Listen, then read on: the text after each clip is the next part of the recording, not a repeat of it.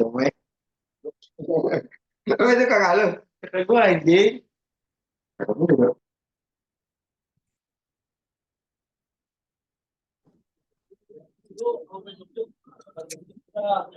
Tapi ada penjelasan nggak dari Ya, baik. Selamat siang. Assalamualaikum warahmatullahi wabarakatuh. Suaranya bisa jelas terdengar ya? bisa dengar Pak? Dengar, Pak. Jelas Pak. Ya, Dengar Pak. oke. Pada siang hari ini kita ketemu lagi di eh, mata kuliah termodinamika ya, termodinamika untuk kelas besar. Jadi merupakan mata kuliah gabungan dari kelas A, B, dan C. Untuk yang sudah hadir di kelas virtual Zoom, Ini di mana ini? aktifkan on cam-nya supaya ada dokumentasi kehadiran pada pertemuan kelas besar ya untuk mata kuliah termodinamika. Nah, saya akan memberikan ilustrasi awal. Di mata kuliah termodinamika ini merupakan mata kuliah basic atau mata kuliah dasar untuk nanti konsentrasi atau peminatannya ke konversi energi. Jadi kalau misalnya nanti ada concern atau mengambil kekhususan untuk mata kuliah KE, mata kuliah dasarnya adalah mata kuliah termodinamika. Nah, mata kuliah termodinamika ini nanti ada hubungannya dengan konsep awal atau prinsip dasar dari energi. Itu ada energi yang diartikan energi panas. Kemudian energi panas ini memberikan pengaruh atau memberikan kerja terhadap usaha yang diberikan tersebut. Ya, untuk e-book yang kemarin dibagikan sudah di-download ya.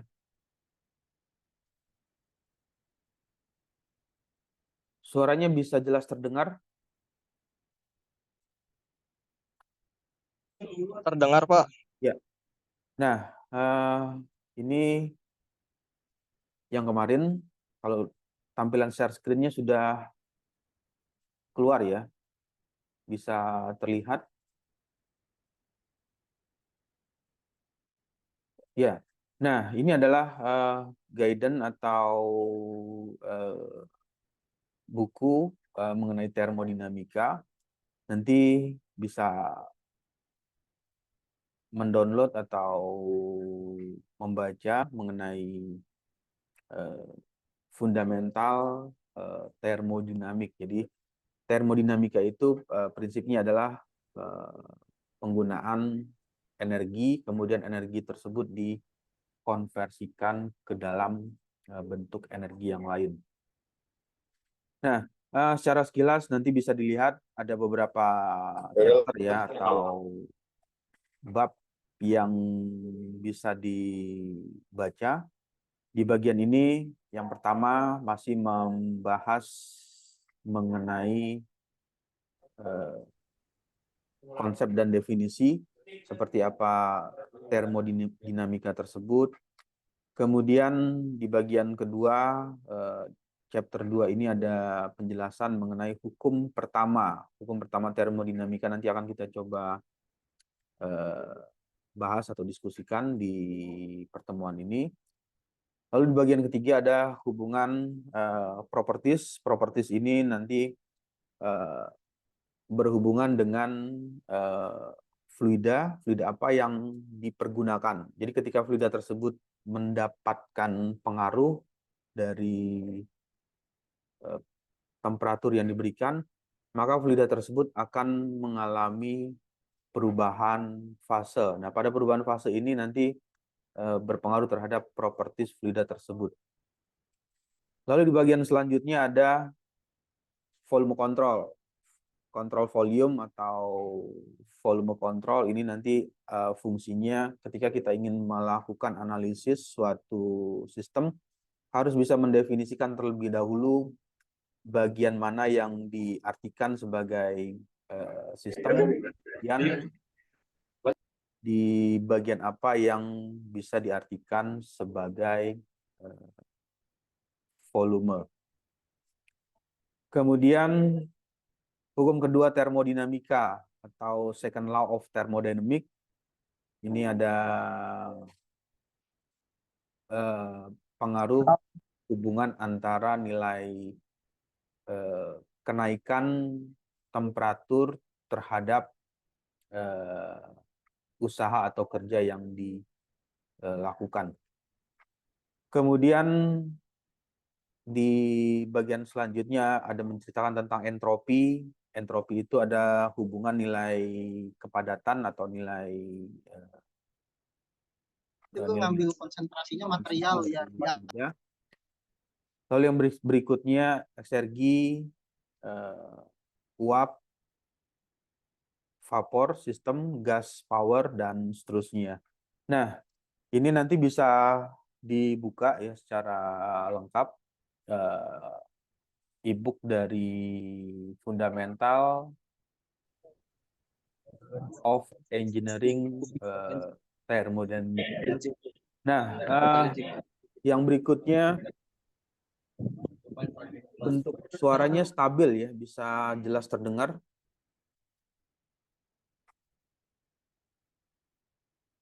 Jelas Pak. Terdengar Pak. Ya. Jelas Pak.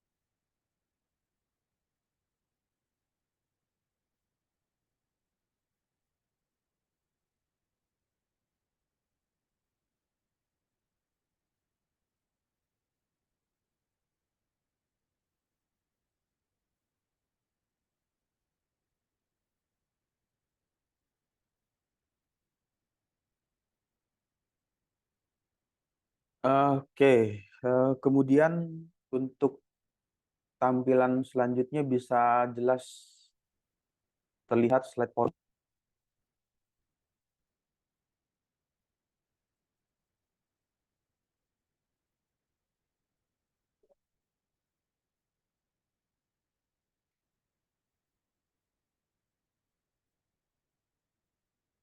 Untuk share screen-nya sudah keluar ya? Sudah keluar ya? Sudah, Pak. Ya.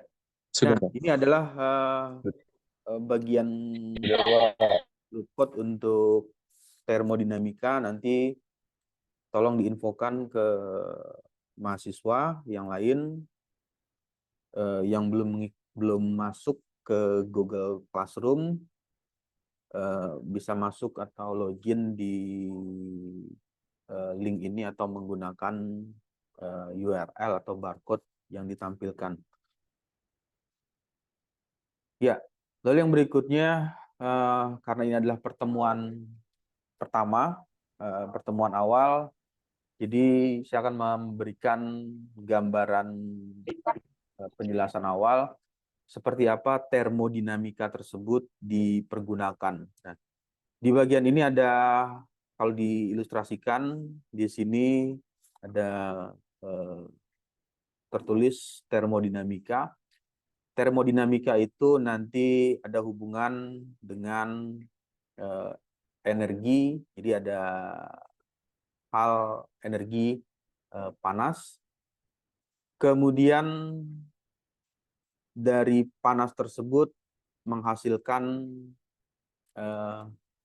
mekanika atau menghasilkan usaha atau gerakan.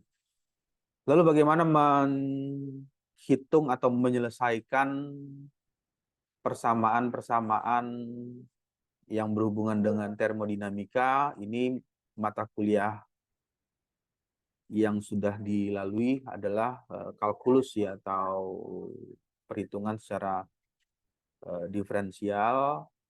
Jadi nanti bisa membuka lagi teori-teori dasar mengenai perhitungan kalkulus. Kemudian apa saja aplikasi yang bisa dipergunakan di bidang termodinamika, karena ini adalah di bidang mekanikal ya, atau teknik mesin. Jadi nanti ini dipergunakan untuk menganalisis berbagai macam kondisi yang terjadi di suatu sistem tersebut. Nah, ini yang kalau sudah pernah lihat merupakan link atau URL yang nantinya bisa berguna atau bisa dimanfaatkan untuk mencari berbagai macam referensi atau literatur yang ada hubungan dengan mata kuliah termodinamika. Nanti bisa membuka di Simago. Simago JR ini merupakan link jurnal ya, atau publisher. Nanti bisa dibuka di situ, dipilih artikel-artikel yang berhubungan dengan termodinamika. Kemudian DOAJ, Direktori Akses Jurnal.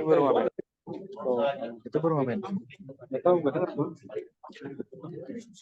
Itu kamera lo nyala bego.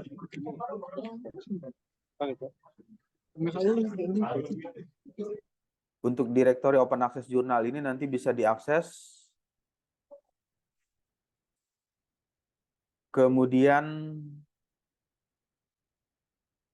Books Google, Scholar ID, dan di bagian selanjutnya ada Sintak Kemdikbud ya. Nanti ini juga bisa dijadikan fasilitas untuk melakukan akses untuk mencari informasi mengenai termodinamika. Nah, yang perlu diperhatikan ya di perkuliahan termodinamika ini ada beberapa poin penilaian. Yang pertama itu nilai absensi, absen kehadiran. Nanti ada hubungannya, kehadirannya itu harus 80 minimal ya, minimal 80%. Karena kalau misalnya kehadiran kurang dari 80%, nanti walaupun mengikuti ujian UTS, UAS secara sistem di Siakat atau di sistem online, itu ketika nilainya absen, nilai absennya kurang dari 80%, maka nilai tersebut tidak bisa keluar. Lalu yang berikutnya adalah nilai tugas. Tugas ini nanti ada tugas mandiri setiap pertemuan. Tujuannya adalah untuk membuka lagi teori-teori yang sudah disampaikan atau materi yang sudah dibahas di pertemuan. Komponen nilainya 30%, jadi nanti usahakan mengerjakan tugasnya itu untuk tugas mandiri ya. Ini dikerjakan dengan baik karena komponen nilainya cukup besar, 30%. UTS 25%, UAS 35 ya, 35%. Lalu di total nilainya adalah 100%. Jadi nilai total gabungan dari nilai komponen nilai tersebut. Sampai sini ada pertanyaan atau ada yang mau ditanyakan sebelum masuk ke materi selanjutnya? Ya, kalau tidak ada, saya akan masuk ke materi berikutnya. Nah, di bagian awal ini, jadi kalau mendengar ada kata termodinamika, termodinamika itu merupakan ilmu awalnya itu dari ilmu fisika ya. Kalau di semester 1 itu ada FISDAS ya, atau fisika dasar, ya secara general atau secara sekilas membahas tentang teori termodinamika. Nah, tapi di bagian ini kita akan mencoba untuk membahas lebih jauh lagi aplikasinya seperti apa di bidang eh, termodinamika untuk teknik mesin.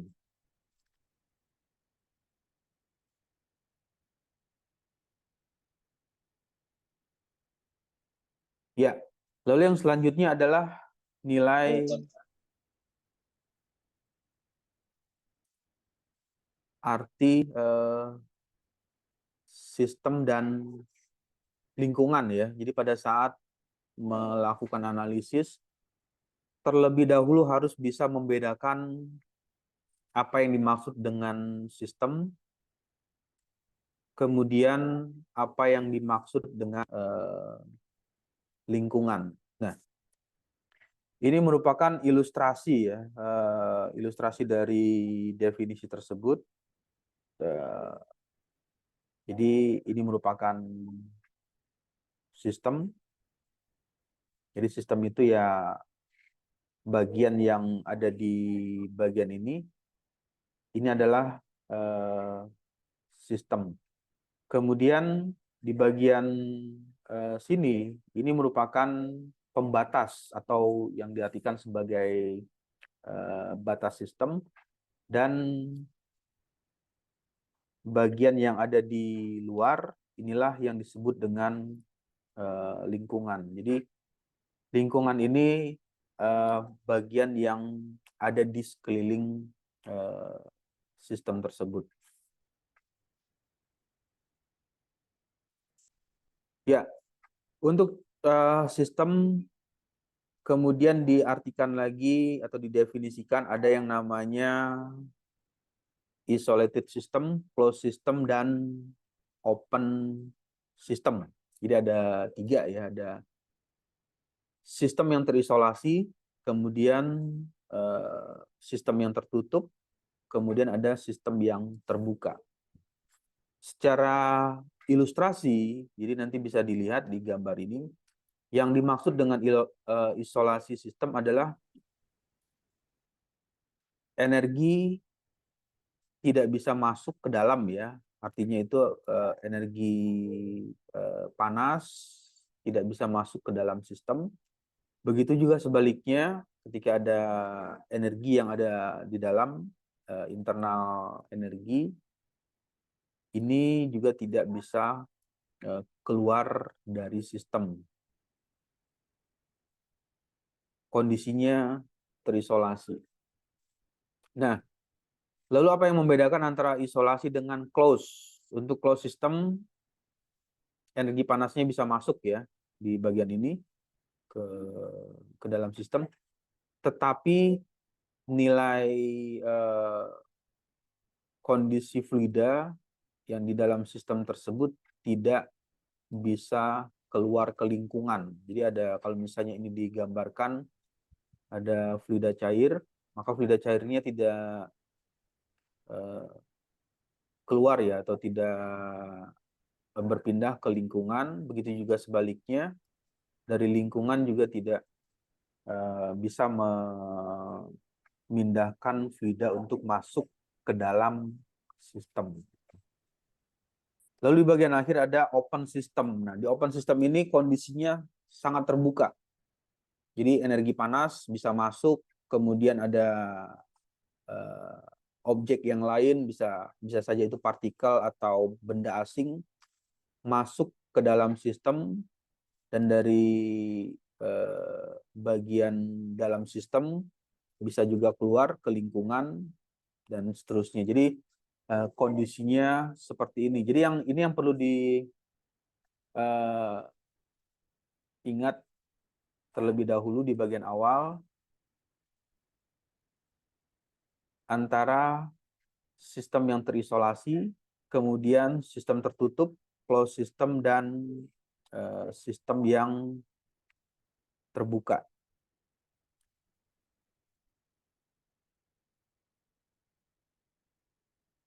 Ya, nah di bagian awal ada hukum pertama, termodinamika, prinsipnya itu menjelaskan bahwa hukum termodinamika ini memberikan arti konservasi energi yang menyatakan bahwa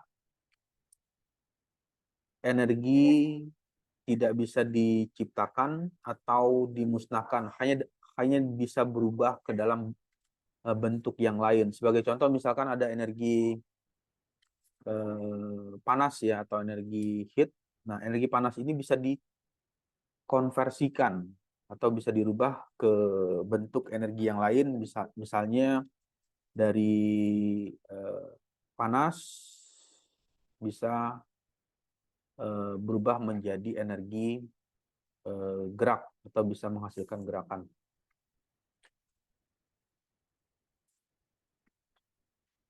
Nah, yang perlu diperhatikan pada saat memahami hukum pertama termodinamika ini, di sini ada arti nilai Q. Q itu adalah nilai kalor ya, nilai heat flux atau panas yang berpindah. Ini masuk ke dalam sistem. Kemudian kalau di bagian ini nilai Q atau nilai kalor tersebut keluar dari sistem menuju ke lingkungan. Ya, nah di sini nanti bisa diingat ya untuk hukum pertama termodinamika itu ya nilainya adalah ini. Pertambahan energi, kemudian energi itu ditimbulkan karena adanya usaha dan perubahan atau peningkatan panas ya yang diterima di sistem tersebut. Jadi ketika sistem tersebut mendapatkan panas yang meningkat, maka menghasilkan penambahan energi.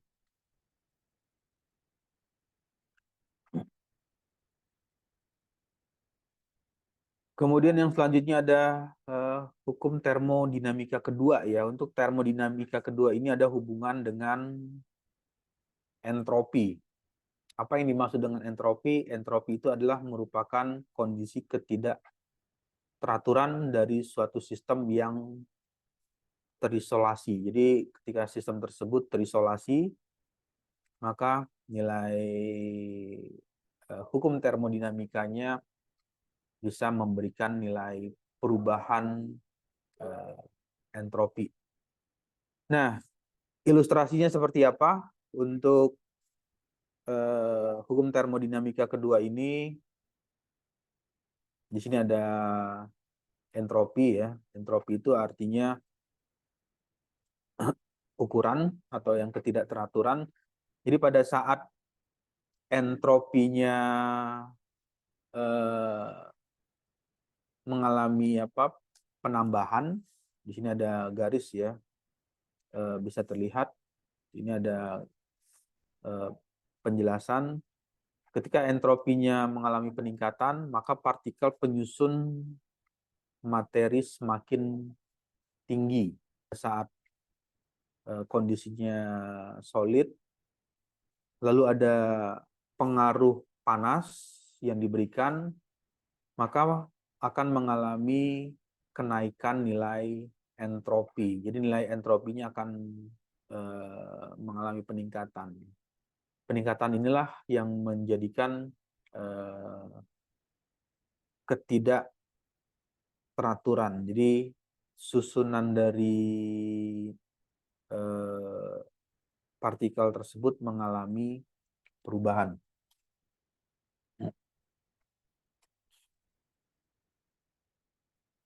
Ya, lalu yang ketiga ada hukum termodinamika yang ketiga ini ada hubungan bahwa ketika suhu sistem mendekati nilai 0, maka entropi sistem mendekati nilai minimum yang konstan.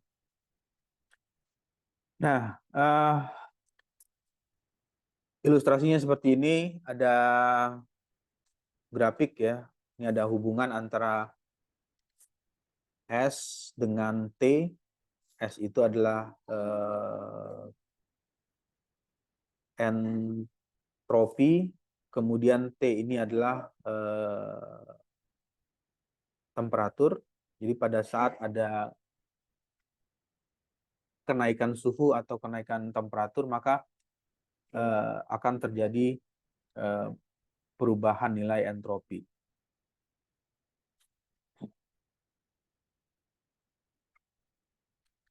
Ya, lalu yang selanjutnya adalah siklus yang terjadi pada termodinamika. Nah, di bagian ini seringkali muncul ya pada saat nanti Anda mengerjakan skripsi atau tugas akhir. Ada beberapa siklus yang seringkali keluar. Ada siklus Carnot. Ini siklus Carnot ini diasumsikan bahwa kondisinya yang terjadi adalah termal, ideal. Jadi menggambarkan nilai kondisi siklus tersebut terjadi secara ideal. Nah, nanti yang perlu dilihat ada suatu perbedaan antara siklus yang ideal dengan siklus aktual. Nah, jadi seperti apa siklus ini ada penjelasan ya atau gambaran mengenai siklus Carnot. Jadi siklus Carnot ini tujuannya untuk membantu memahami suatu kinerja dari mesin. Seperti apa? Ilustrasinya ya, ilustrasinya ketika sistem tersebut mengalami kondisi yang terisolasi. Jadi pada saat sistem tersebut bekerja, kondisinya mengalami isolasi. Jadi pada saat itu ada bagian isolator ya. Jadi pada bagian ini ada lingkungan. Ini kalau digambarkan di bagian ini ada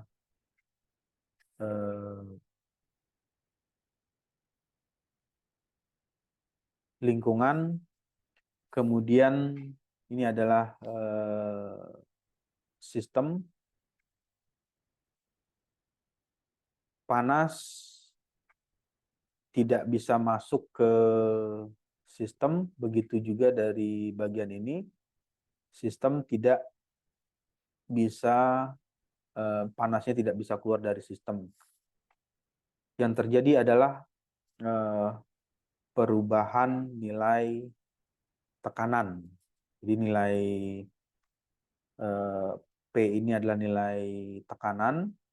Jadi tekanannya mengalami peningkatan.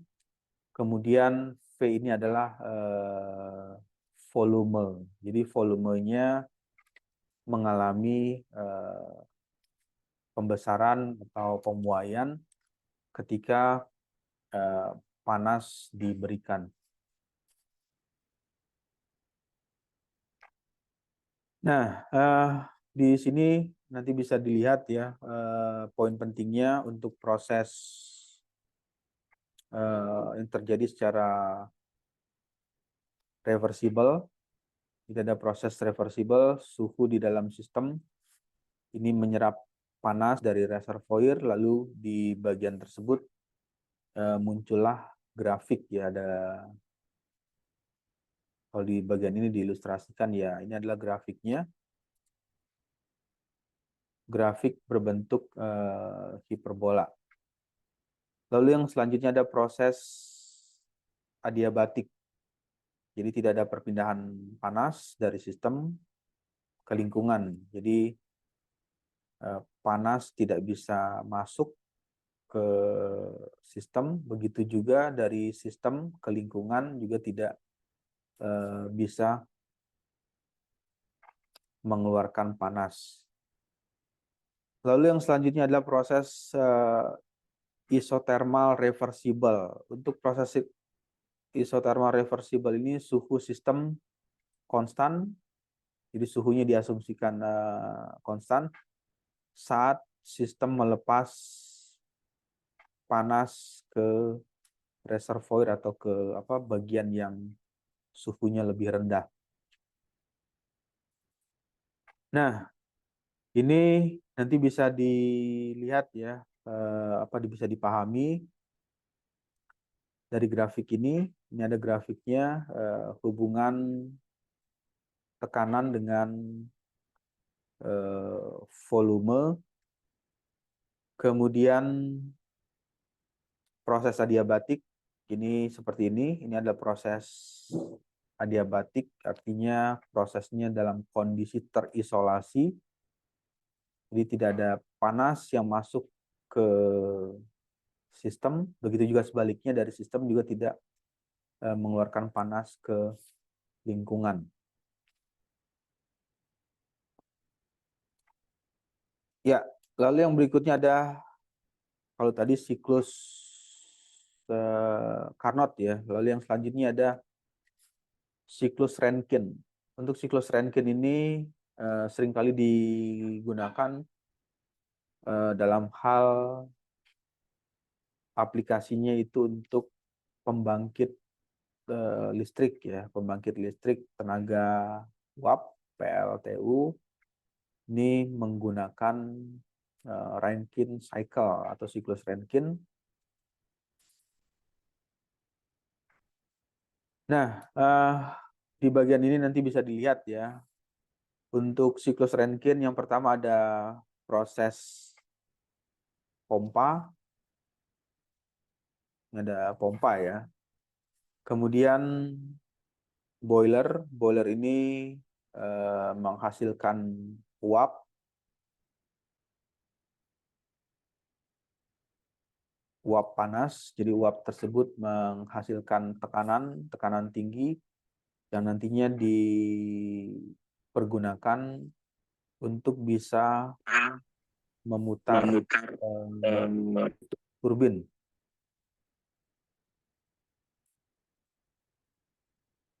Kemudian di bagian terakhir itu adalah proses kondensor ya. Untuk kondensor ini nanti bisa dipergunakan uap keluar dari turbin dalam kondisi bertekanan rendah dan temperatur rendah, kemudian dikondensasikan kembali menjadi cair di dalam kondensor. Nah, di bagian ini nanti bisa dipahami ya, atau bisa dipelajari terjadinya hubungan antara nilai ini ya, nilai T itu adalah temperatur, lalu nilai S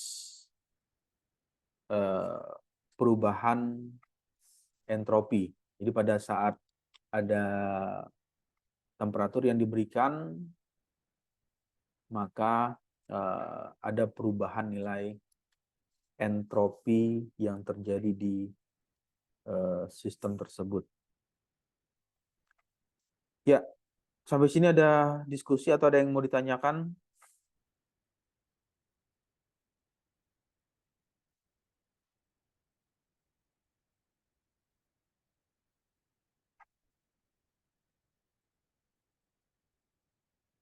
Tidak ada, Pak. Ya. Nah, oke, kalau tidak ada pertanyaan, saya akan masuk lagi ke slide berikutnya. Jadi seperti apa definisi atau arti dari energi dan entropi? Nah, untuk energi ini bisa diartikan sebagai energi internal ya. Kalau di termodinamika itu ada energi internal, energi total yang dimiliki oleh partikel. Jadi kalau ketika sistem tersebut mau dianalisis, jadi di dalam sistem itu ada partikel ya, bisa berupa fluida. Fluida itu memiliki partikel. Kemudian entropi merupakan bagian ukuran yang tidak teratur atau ketidakteraturan di dalam sistem tersebut. Nah, kondisi ketidakteraturan ini dipengaruhi oleh adanya kenaikan temperatur. Jadi ketika temperaturnya itu ditingkatkan, dinaikkan, maka proses nilai entropinya mengalami peningkatan.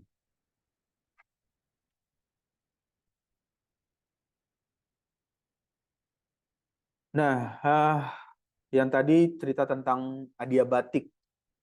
Lalu bagaimana dengan kondisi isotermal?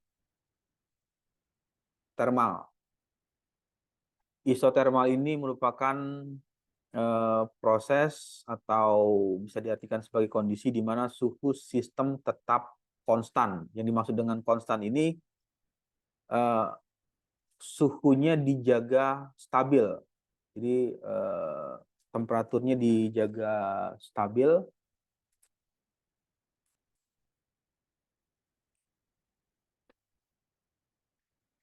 Misalkan suhunya di bagian ini 80 dengan satuan derajat Celcius. Jadi kondisinya sama. Jadi pada saat suhunya nilainya 80, tidak ada kenaikan temperatur. Jadi di bagian ini nilainya suhunya sama semua. Ini adalah 80 derajat Celcius. Nah, pengaruhnya apa? Pengaruhnya adalah terjadi perubahan ketika suhunya 80 derajat Celcius, maka terjadi perubahan nilai tekanan dan perubahan terhadap nilai volume. Lalu yang selanjutnya isokorik. Ini seringkali juga perlu dipahami ya untuk konsep dasar dari termodinamika. Untuk isokorik ini diartikan sebagai volumenya sistem atau volume yang ada di sini ya. Volume di dalam sistem tersebut kondisinya tetap. Sehingga grafiknya mengalami perubahan. Yang tadi awalnya grafik hubungan antara P dengan V seperti ini. Karena kondisinya isokorik, maka grafiknya seperti ini. Jadi vertikal ya.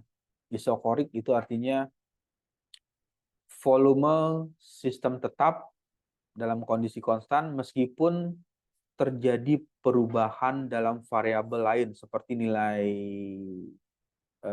tekanannya ada mengalami perubahan atau nilai temperatur atau nilai suhu mengalami perubahan. Ini kondisinya memberikan arti bahwa volumenya tetap konstan.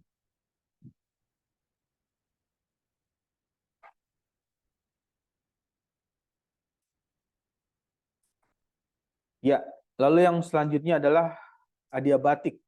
Nah, ini tadi sudah diceritakan ya, di adiabatik itu ya kondisinya terisolasi, jadi tidak ada panas yang masuk ke sistem, begitu juga sebaliknya tidak ada panas yang keluar ke lingkungan karena di sini sistem tersebut dalam kondisi yang terisolasi. Ini adalah kondisi adiabatik. Selanjutnya yang perlu dipahami pahami lagi mengenai persamaan gas ideal atau van der Waals. Ini ada hubungan dengan bagaimana perilaku gas, dalam hal ini fluida ya, fluida gas dan fluida cair dalam kondisi tertentu. Ini bisa dilihat dari ilustrasi gambarnya. Ada perubahan ya, perubahan bentuk atau ketidakteraturan ya ketika gas tersebut dalam kondisi ideal. Idealnya itu seperti ini gasnya, idealnya ya. Secara ideal itu kalau bisa diartikan secara teori. Ini secara apa? Teori. Kalau real itu secara nyata atau secara aktual kondisi gas tersebut ya seperti ini. Jadi antara partikel satu, sini ada partikel 1, 2, 3, 4, 5, 6, 7 dan terusnya itu bisa saling bertumbukan atau bisa saling bersinggungan atau bersentuhan. Ini yang terjadi secara real atau secara aktual. Ya, lalu yang berikutnya apa saja yang nanti bisa dipergunakan ya atau aplikasi dari termodinamika ini? Yang pertama, ini ada kegunaannya untuk melakukan analisis mesin pembakaran dalam atau yang biasa dikenal dengan nama ICE ya, Internal Combustion Engine. Jadi proses pembakarannya itu di dalam sistem. Jadi ada apa? Sistem ya, di dalam sistem tersebut proses pembakaran di dalam, kemudian dari hasil proses pembakaran naiknya suhu, temperatur meningkat menyebabkan perubahan nilai tekanan dan nilai volume. Nah, ini yang terjadi pada internal combustion engine. Ini contohnya ya motor ya, motor bensin yang sering kali digunakan, bensin Pertalite atau Pertamax itu adalah bagian dari internal combustion engine. Lalu yang selanjutnya, termodinamika ini juga bisa diaplikasikan untuk menganalisis turbin, gas turbin, kemudian turbin uap, itu juga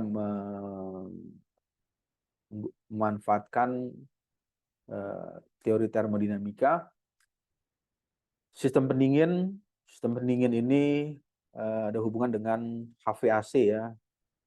HVAC, heat ventilating air conditioning atau pendingin ruangan.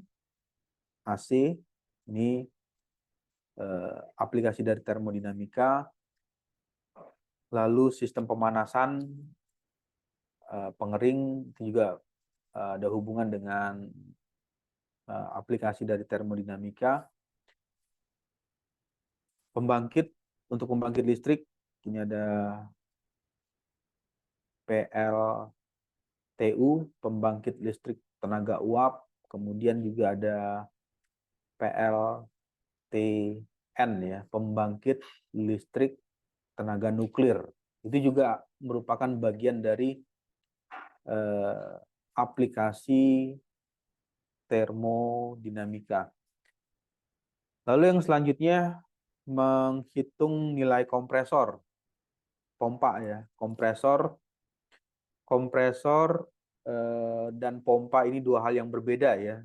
Kalau pompa itu berfungsi untuk memindahkan fluida dari tempat yang rendah ke tempat yang lebih tinggi. Jadi tempatnya rendah, misalnya ini rendah, ini tinggi. menggunakan pompa. Kemudian kalau untuk kompresor ini digunakan untuk memampatkan udara. Jadi volume udara yang tadinya besar volumenya itu bisa dimampatkan atau bisa diperkecil volumenya menggunakan kompresor. Kemudian konversi energi terbarukan. Nah, ini merupakan aplikasi dari termodinamika. Ya, salah satu contohnya energi terbarukan ya, seperti pembangkit listrik tenaga matahari atau tenaga solar ya, solar cell. Itu juga ada pemanfaatan dari aplikasi termodinamika. Lalu yang berikutnya HE, heat exchanger, alat penukar kalor. Ini bagian dari aplikasi juga, alat penukar kalor, heat exchanger. Proses pembakaran juga bisa menggunakan aplikasi termodinamika. Ada pembakaran sempurna, kemudian ada pembakaran tidak sempurna. Itu nanti merupakan bagian dari aplikasi yang bisa dipergunakan dari termodinamika. Lalu yang selanjutnya, untuk menghitung energi yang hilang, eksergi, atau menganalisis kehilangan energi. Ini bagian juga yang dipergunakan untuk bidang aplikasi termodinamika. Pengembangan material yang tahan terhadap suhu tinggi. Salah satunya contohnya adalah tungsten ya. Materialnya adalah tungsten. Ini temperaturnya bisa tinggi, tahan sampai 4.000 derajat Celcius. Jadi ketika material ini mendapatkan suhu sekitar 4.000 derajat Celcius, baru bisa material tersebut mengalami perubahan. Ini materialnya tahan terhadap suhu yang cukup tinggi. Lalu yang selanjutnya ada desain proses thermal. Jadi banyak sekali aplikasi dari termodinamika ya dan lain-lain. Jadi yang ketika hal tersebut berhubungan dengan thermal dan panas atau kenaikan temperatur, maka ada hubungannya dengan masalah termodinamika. Ya, lalu yang selanjutnya adalah volume control. Nah, kalau tadi menceritakan tentang sistem, di bagian yang berikutnya adalah volume. Seperti apa volume? Volume control ini untuk menganalisis atau studi tentang sistem, di mana volume dari sistem tersebut dijaga supaya volumenya dengan kondisi yang konstan.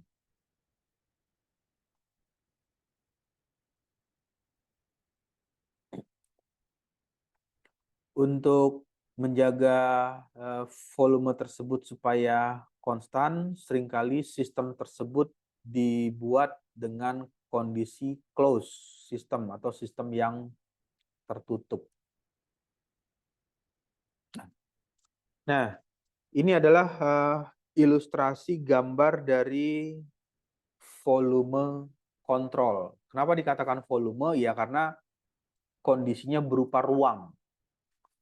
Ruang itu ya sesuai dengan kondisinya, berarti ada berapa nilai panjang, berapa lebar, dan tinggi. Jadi dalam kondisi 3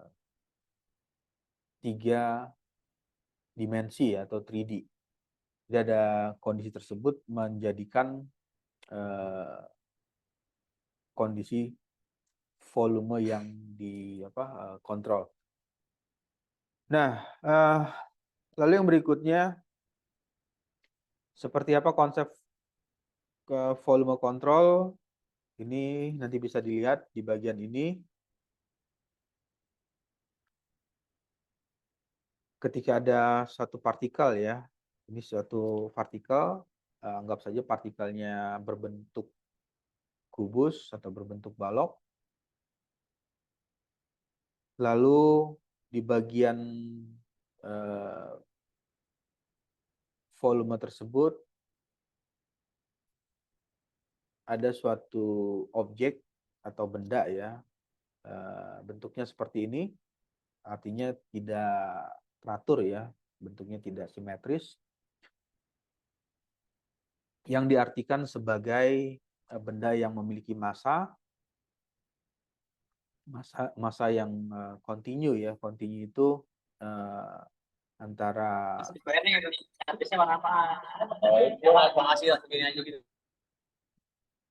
bagian yang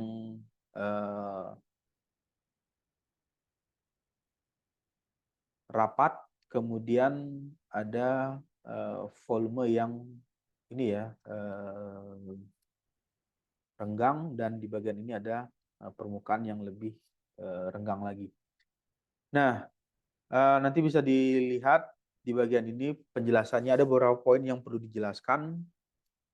Yang pertama, kalau ini diartikan sebagai objek berupa massa, massa itu bisa saja dalam bentuk zat cair atau gas atau dalam arti padat yang memiliki nilai densitas. Densitas nilai kerapatan, kemudian ada tekanan. Lalu yang berikutnya ada suhu yang dianggap seragam dalam volume yang sangat kecil. Oke, baik. Sampai sini ada diskusi atau ada yang mau ditanyakan?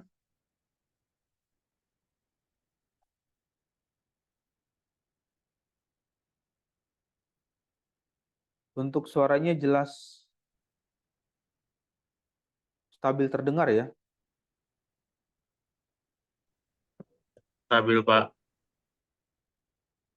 Iya. Nah, yang selanjutnya adalah arti lagi ketika mendengar istilah state atau keadaan. Jadi suatu sistem merujuk pada kondisi fisik dan thermal sistem pada saat tertentu. Jadi pada saat keadaannya itu yang pertama dipengaruhi oleh tekanan, kemudian kondisinya seperti apa, volumenya, apakah volumenya mengembang,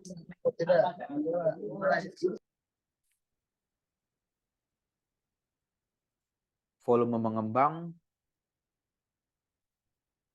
atau volumenya mengalami penyusutan. Kemudian keadaannya itu dengan kondisi suhu mengalami peningkatan atau penurunan suhu.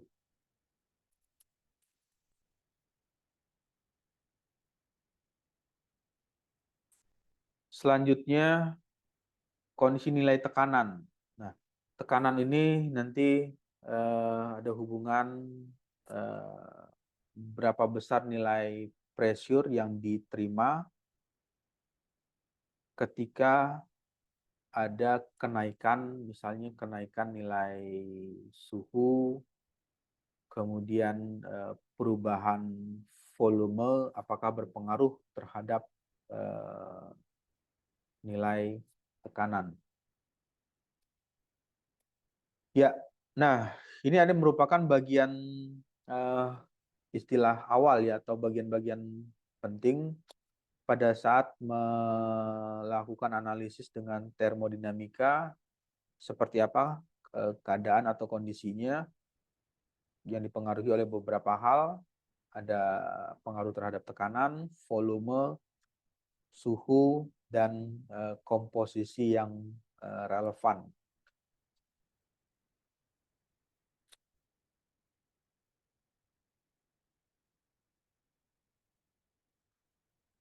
Oke, baik. Kalau tidak ada pertanyaan, saya akan lanjut lagi ya ke slide berikutnya.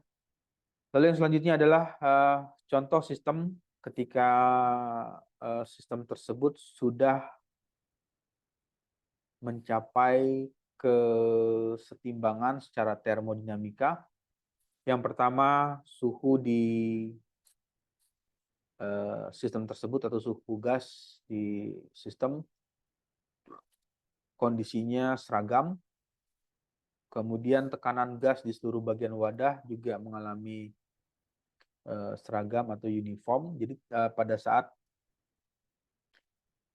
nilai tekanan atau nilai suhu tersebut sama di dalam sistem tersebut, maka sudah terjadilah kondisi kesetimbangan secara termodinamika.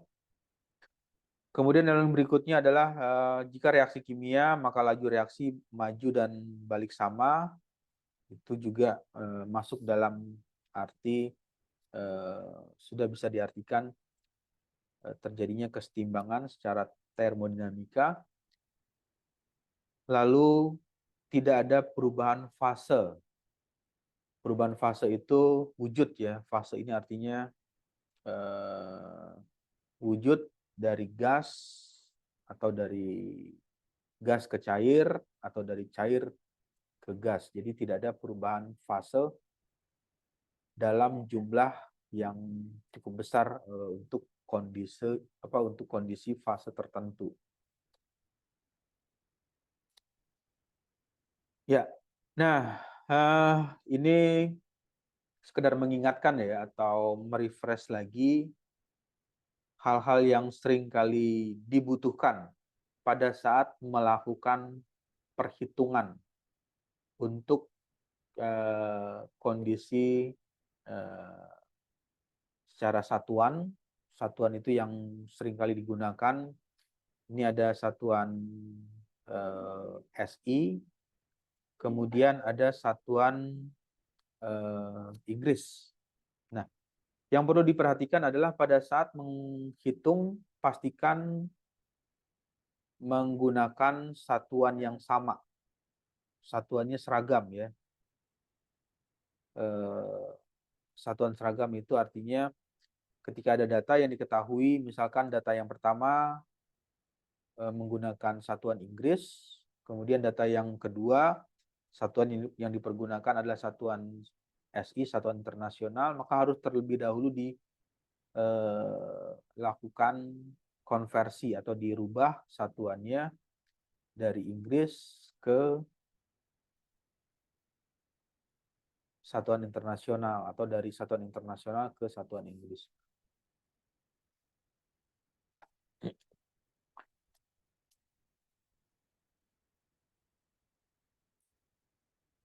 Ya, oke. Lalu yang selanjutnya adalah nilai densitas. Untuk densitas ini ada hubungan dengan nilai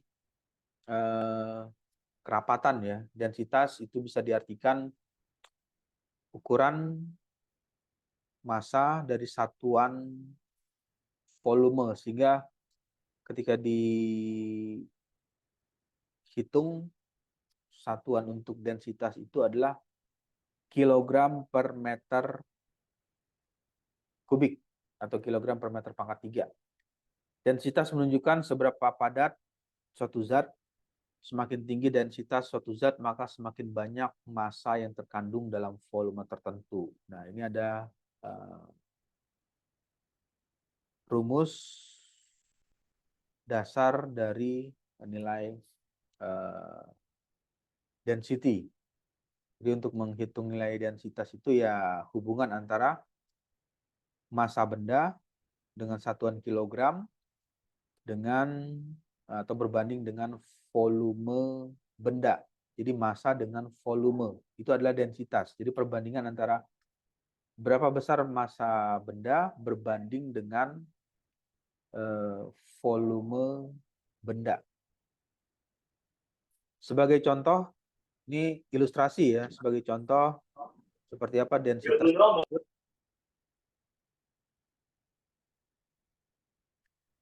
Untuk densitas bisa di bagian ini. Misalkan ada besi ya, besi yang memiliki densitas yang lebih tinggi. Jadi kalau materialnya terbuat dari besi atau logam,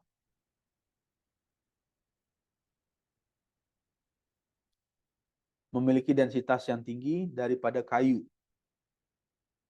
Jika potongan besi dan kayu dengan volume yang sama, misalkan volume sama itu ya, misalkan kalau digambarkan, ini adalah potongan, misalnya potongan besi ya, besi, kemudian ada lagi, ini adalah potongan kayu. Nah, volumenya sama. Ini kayu. Hitung volume kan panjang kali lebar kali tinggi, nilainya panjangnya 1, lebarnya 1, tingginya 1, nilainya adalah 1 ya. Kemudian juga sama, panjang, lebar kali tinggi, nilainya 1. Volumenya sama, nilai volumenya sama, tetapi yang berbeda adalah nilai volumenya sama ya. Tapi yang berbeda adalah nilai massa yang lebih besar. Jadi massanya lebih besar. Volumenya 1 untuk besi, kayu 1 volumenya, tetapi massanya atau berat dengan satuan ini ya, satuan kilogram, nilai besi, nilai material dari logam tersebut nilainya lebih besar nilai untuk massa yang dimiliki.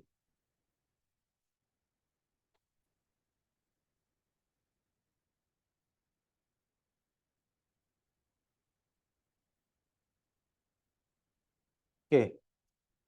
Lalu yang selanjutnya ada volume spesifik. Untuk volume spesifik tadi densitas, kalau volume spesifik ini bisa dipahami sebagai hubungan antara meter kubik dengan kilogram. Seberapa besar nilai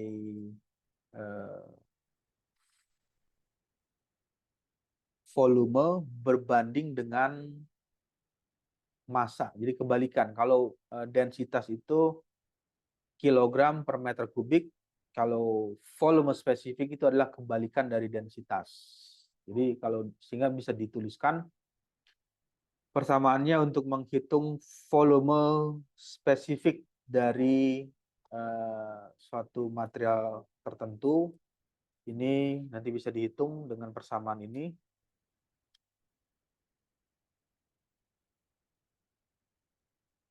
Satu per rho atau nilai volume berbanding dengan massa. Nah, sebagai gambaran atau penjelasan supaya lebih mudah untuk memahami apa perbedaan antara volume spesifik dengan densitas. Untuk volume spesifik ini bisa diartikan gas memiliki volume spesifik yang lebih besar daripada zat padat. Sebagai contoh, misalkan zat padatnya itu materialnya adalah batu ya, batu. 1 kilogram gas menempati volume yang lebih besar. Jadi ketika ditimbang dengan timbangan, ketika menimbang volume gas untuk 1 kilogram membutuhkan volume yang jauh lebih besar jika dibandingkan dengan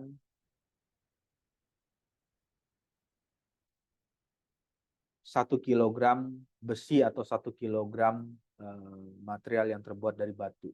Nah, itu adalah perbandingan atau penjelasan mengenai volume spesifik.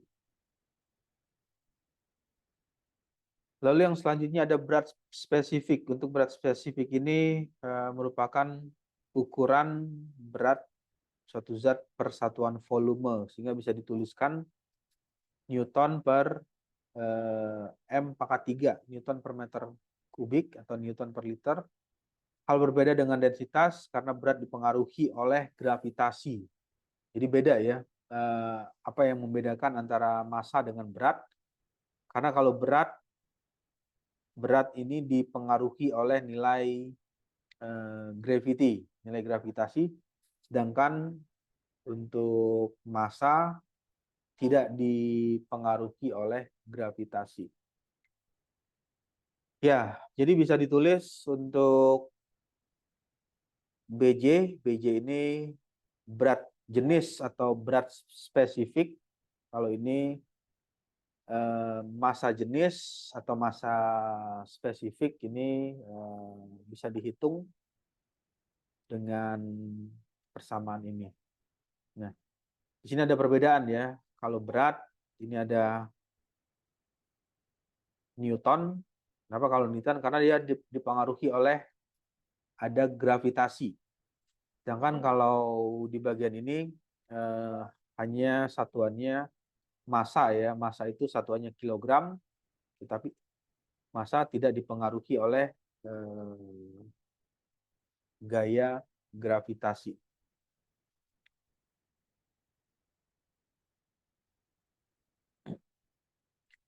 Ya, sampai sini ada pertanyaan atau ada yang mau ditanyakan?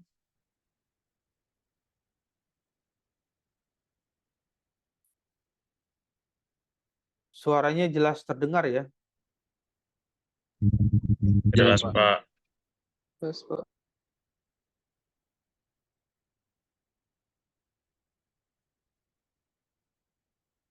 Nah, seperti apa contoh dari berat spesifik untuk atau berat jenis? Berat spesifik suatu zat akan berubah jika mengubah lokasi karena percepatan gravitasi. Jadi berat spesifik ini dipengaruhi oleh nilai gravity. Namun densitas suatu zat akan tetap sama dimanapun berada. Jadi pada saat nilai kerapatan ya atau density dari suatu zat ketika gaya gravitasinya berbeda, misalkan ada di kutub dengan ada di permukaan atau di daerah yang mendekati garis khatulistiwa, itu nilai density atau nilai kerapatan dari material tersebut tetap sama.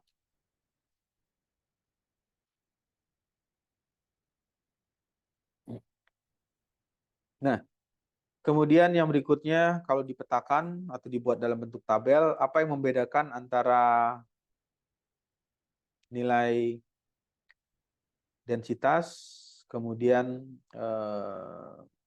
volume spesifik, kemudian ada berat spesifik dari satuan. Ini bisa dilihat di bagian ini ada perbedaan ya. Yang paling utama adalah berat spesifik. Berat spesifik ini dipengaruhi oleh adanya gaya gravitasi. Jadi gaya gravitasi ini memberikan kontribusi atau memberikan pengaruh terhadap nilai berat spesifik dari material tertentu.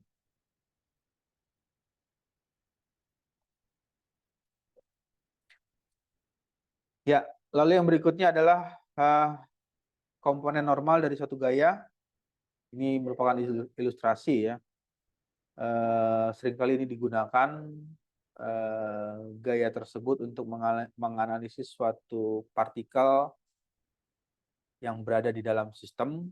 Nanti ada hubungan dengan kondisi yang terjadi, perubahan secara termodinamika, lalu kondisi yang terjadi secara fluid mekanik, perubahan fase atau perubahan wujud dari fluida tersebut ketika menerima gaya eksternal dari luar. Ya, lalu seperti apa definisi dari konsep gaya ya? Jadi kalau gaya di bagian ini ada hubungan ya. F ini adalah gaya, kemudian P ini adalah tekanan. Jadi perlu diingat ini pemahaman dasar mengenai hubungan antara nilai tekanan dengan gaya. Jadi semakin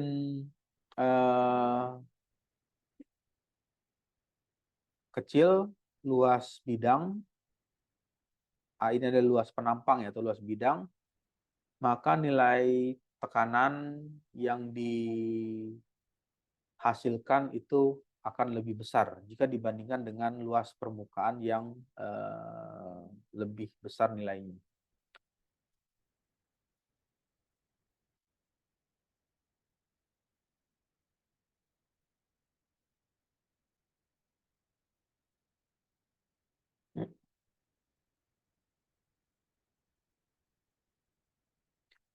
Ya, nah ini adalah merupakan bagian penerapan ya dari hubungan antara nilai tekanan terhadap ketinggian. Jadi nanti dari adanya perubahan tekanan ini juga bisa memberikan pengaruh terhadap hal-hal tertentu seperti dalam bidang meteorologi, kemudian penerbangan itu juga bagian yang perlu mendapatkan perhatian khusus ketika mendapatkan perubahan nilai tekanan. Ya, lalu yang selanjutnya adalah nilai gaya. Gaya tekan yang bekerja pada permukaan bawah elemen. Nah, ini ada merupakan ilustrasi ketika ada sebut saja misalkan ini material tertentu ya atau material khusus bentuknya seperti ini. Ada perbedaan nilai tekanan yang didapatkan ketika material tersebut mendapatkan nilai tekanan dari bagian atas, kemudian ada nilai tekanan dari bawah.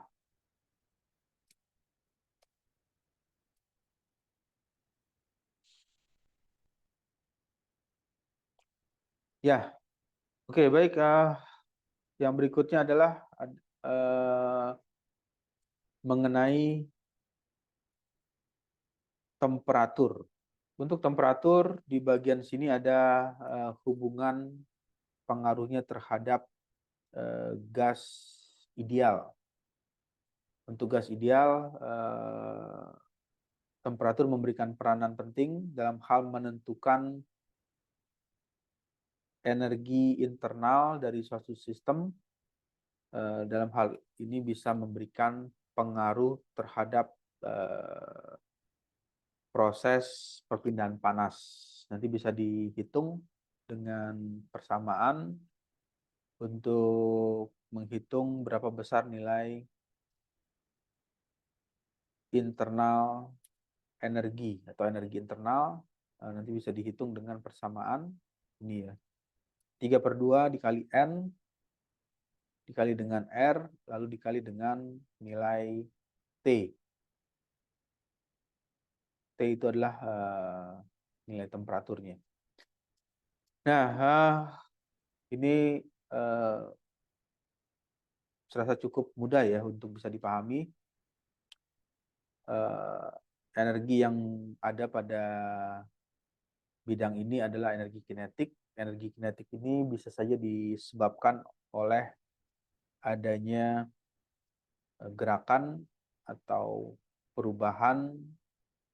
Gerakan atau perubahan ini bisa ditimbulkan karena ada pengaruh kenaikan temperatur atau pengaruh kenaikan suhu sehingga menghasilkan kinetik energi.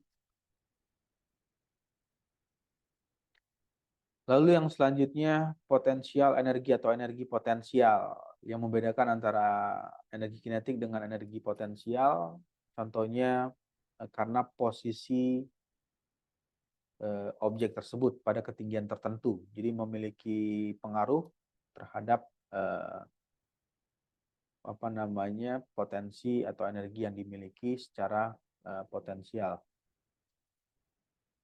Energi potensial ini secara gravitasi dari satu benda itu ada massa, ada H, jadi ini ada nilai massa dan H. Seperti apa contohnya energi potensial ya yang sering kali didapatkan adalah air ya. Air pada ketinggian tertentu. Ya contohnya ada air terjun atau air yang berada di puncak pegunungan itu merupakan energi potensial karena posisinya karena pada ketinggian tertentu. Jadi tinggi di atas permukaan gunung atau di atas gunung ketinggian sampai 100 meter sehingga memiliki potensi energi. Nah, energi apa yang didapatkan, energi potensinya yang nanti bisa dimanfaatkan misalnya untuk menggerakkan turbin ya atau memutar turbin. Jadi jika air tersebut mengalir dari ketinggian tertentu sehingga bisa memutarkan turbin.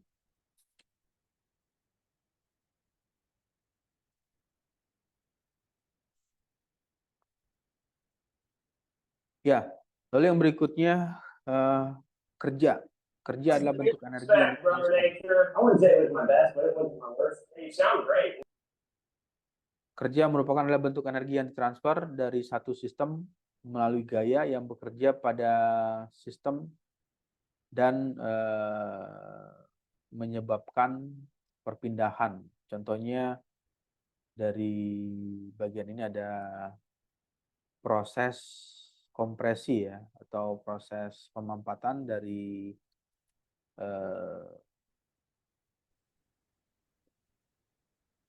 kendaraan atau aplikasinya gas tersebut dimampatkan. Dari hasil proses kompresi bisa menggerakkan piston. Dari piston terhubung dengan poros nanti menghasilkan gaya. Nah, gaya inilah yang nanti bisa menimbulkan perpindahan dan menghasilkan kerja. Ya, rumus singkatnya atau rumus mudahnya untuk memahami hal tersebut bisa dituliskan dengan seperti ini ya persamaannya. W sama dengan P dikali dengan delta V. P ini adalah nilai tekanan. Delta V ini adalah perubahan volume. Perubahan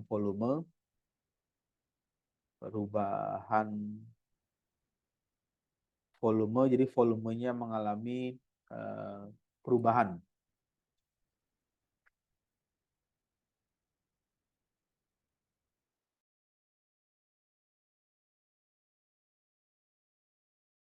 Ya, sampai sini ada pertanyaan atau ada yang mau ditanyakan? Suaranya jelas terdengar ya? Jelas, Pak.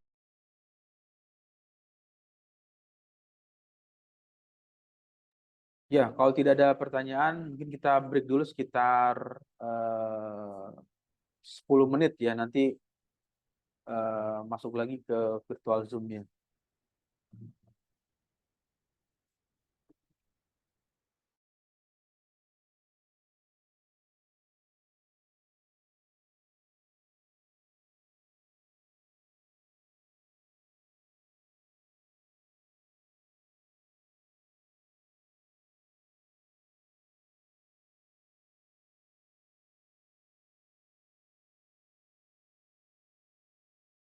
Oke, baik. Suaranya bisa masuk lagi ya, bisa jelas terdengar. Jelas, Pak. Ya, oke. Ada pertanyaan dari materi yang tadi? Kalau tidak ada, silakan masuk ke apa? Tugas mandiri ya, atau tugas individu. Untuk tampilan share screen-nya bisa jelas terlihat ya di layar. Jelas, Pak. Ya. Nah, nanti sebagai feedback dari perkuliahan ini supaya membuka lagi materinya, ada beberapa soal atau ada pertanyaan.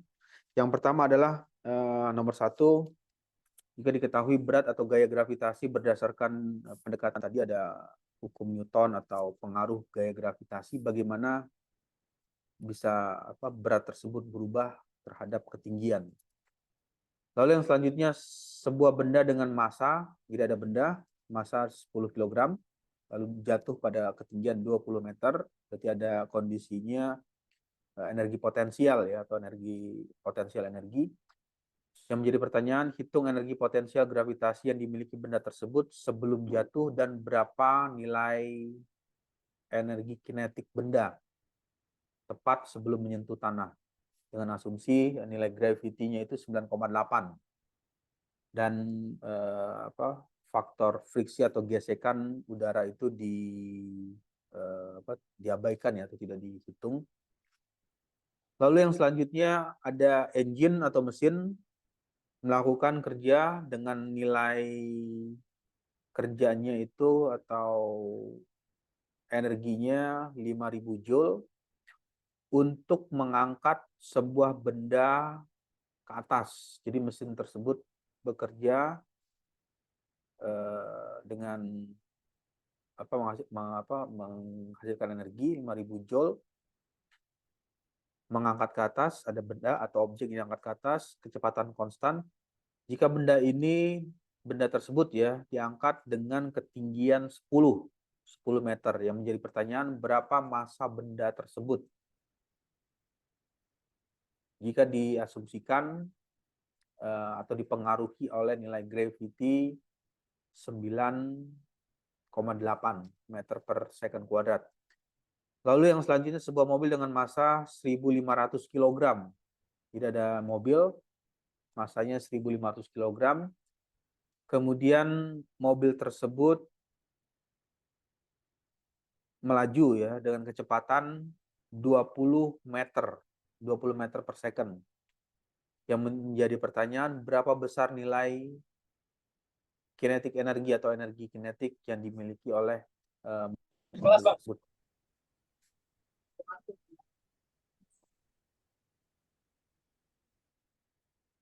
Lalu yang selanjutnya ada tangki yang berisi 500 liter air. Ini tangki penyimpanan ya. 500 air, jika massa air dalam tangki itu 500 kg. Yang menjadi pertanyaan, densitas. Tadi sudah dibahas di slide sebelumnya, membahas mengenai density atau massa jenis air. Jadi hitung berapa nilai densitasnya. Kemudian teori mengenai gas ideal. Ini ada gas ideal, massa 2 kg, berada pada tekanan 100 kPa kilopascal, suhunya 300 Kelvin. Jika nilai konstanta, nilai R ya, nilai gas ideal tersebut, nilainya adalah 0,287 kJ per kilogram Kelvin. Yang menjadi pertanyaan, hitung berapa besar nilai volume spesifik. Jadi volume spesifik dari gas tersebut. Kemudian yang selanjutnya ada zat yang memiliki densitas 800 kg per meter kubik. Hitung berat spesifik persatuan volume zat tersebut dengan asumsi yang sama untuk kecepatan gravity ya. Kecepatan gravity-nya itu, percepatan gravitasinya 9,8 meter per second kuadrat. Selanjutnya nilai ada wadah yang berisi gas atau reservoir ya, kalau disebut wadah atau tangki, mempunyai volume 2 meter kubik dan volume spesifik 0,5 meter kubik per kilogram. Yang menjadi pertanyaan, hitung berapa massa dalam wadah tersebut. Kemudian fluida memiliki berat spesifik 9.810 Newton per meter kubik. Berapa nilai density fluida tersebut ketika asumsinya yang digunakan untuk gravity di fluida tersebut dipengaruhi oleh gravitasi, percepatan gravitasi. Jadi berapa besar nilai densitas dari fluida tersebut. Lalu yang selanjutnya, sebuah gas berada dalam wadah tertutup. Nah, ini tadi ada hubungan dengan penjelasan sistem yang terisolasi ya, isolated system. Sebuah gas berada dalam wadah tertutup, volumenya di wadah tertutup tersebut dengan volume 2 meter kubik, suhu 300 Kelvin, jika massa gas tersebut adalah 4 kg dan nilai konstanta gas nilainya adalah 0,287 kJ per kilogram Kelvin. Yang menjadi pertanyaan, berapa nilai tekanan gas dalam wadah tersebut. Nah, jadi yang nanti bisa dicari dari materi yang tadi sudah diceritakan mengenai densitas, kemudian volume, kemudian berat jenis, massa jenis, itu adalah bagian awal dari materi perkuliahan ini. Ya, oke, baik. Kalau tidak ada pertanyaan, mungkin saya rasa cukup di sore hari ini untuk mata kuliah termodinamika ya. Nanti kita ketemu lagi di minggu depan di waktu yang sama ya. Mungkin di hari Rabu, nanti diinfokan di WA Group untuk perkuliahan. Lalu yang hadir di kelas virtual Zoom ini, untuk jangan lupa untuk menuliskan absen perkuliahan di Google Classroom, karena nanti data absensi kehadiran itu akan diinput dari data absen yang ada di Google Classroom. Ya, oke, baik. Ada pertanyaan? Kalau tidak ada pertanyaan, mungkin saya rasa cukup di sore hari ini. Saya ucapkan selamat sore. Wassalamualaikum warahmatullahi wabarakatuh. Waalaikumsalam. Terima kasih, Pak. Terima kasih, Pak. Selamat sore, terima kasih, Pak. Selamat sore kembali. Terima kasih, Pak.